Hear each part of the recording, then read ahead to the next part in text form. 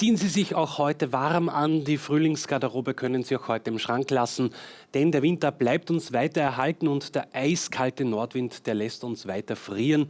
Die gute Nachricht, der Schneefall in Österreich, der klingt jetzt dann langsam ab.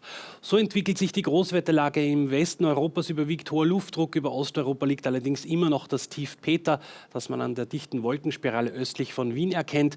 Peter drückt eiskalte Luft an den Alpenraum. Im Laufe des Tages zieht sich das Tief aber zum Schwarzen Meer zurück und verliert damit langsam aber sicher seine Kraft. In Österreich beruhigt sich die Lage langsam. Der Niederschlag klingt in den meisten Landesteilen ab. Am längsten schneit es in den Staulagen an der Alpen-Nordseite vom Dachstein bis zum Wechsel. Ganz im Westen und im Süden zeigt sich die Sonne. Im Osten bleibt es dicht bewölkt mit stürmischem Nordwind. Die Temperaturen, die steigen heute auf 3 bis 12 Grad.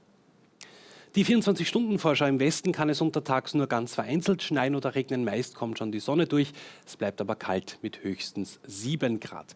Im Osten halten sich noch dichtere Wolkenfelder und kurze Schauer sind möglich. Meist bleibt es aber schon trocken und dazu frischen die Höchstwerte auf maximal 8 Grad. Der Winter bleibt uns bis zum Wochenende erhalten und es wird noch einmal kälter. Bis Freitag zeigt sich im Westen die Sonne. Am Samstag rückt aber schon die nächste Kaltfront an. Und auch im Osten bleibt es unbeständig weiterhin windig und auch für die Jahreszeit viel zu kalt. Nur kurz beruhigt sich die Lage am Freitag.